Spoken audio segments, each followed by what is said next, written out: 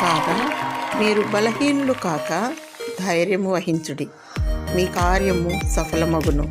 2 దినవృత్తాంతములు 15వ అధ్యాయము 7వ వచనము. ధైర్యము ప్రభువైన యేసుక్రీస్తు వారి వలన కలుగును.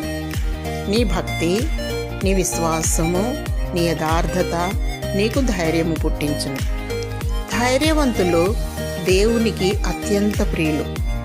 రోషము గలవారు త్యాగశీలులు. ఏమి ఉన్నా ఏమి లేకున్నా ఎటువంటి పరిస్థితుల్లోనైనా భూలోకంలో ప్రభువైన యేసుక్రీస్తు నామాన్ని ధరించుకొని యేసే క్రీస్తు అని ఒప్పుకొని వారు జయశీలులు. నులివెచ్చని స్థితిలో ఉన్నవారు భక్తిగల వారుగా నటించి దాని శక్తిని ఆశ్రయించని వారు. పిరికి ఆత్మ కలిగి నిత్య నరకానికి వెళ్ళువారు. ధైర్యం కావాలని ఆశిస్తున్నావా? అయితే దేవుని స్తుతించుము, దివారాత్రులు ఆయన వాక్యమును ధ్యానించుము, మానక ప్రార్థించుము. ప్రభువైన యేసుక్రీస్తు పాదముల చెంత ఉత్తమమైన దానిని ఎన్నుకొని ఆయన సన్నిధిని అనుభవించుము.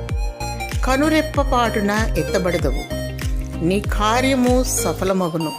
ప్రభువైన యేసుక్రీస్తు రానయ్యున్నాడు. సిద్ధపాటు కలిగి వేచియుండుము. దేవుడు నీకు ధైర్యము, ఆదరణ దయచేయునుగాక. ఆమేన్.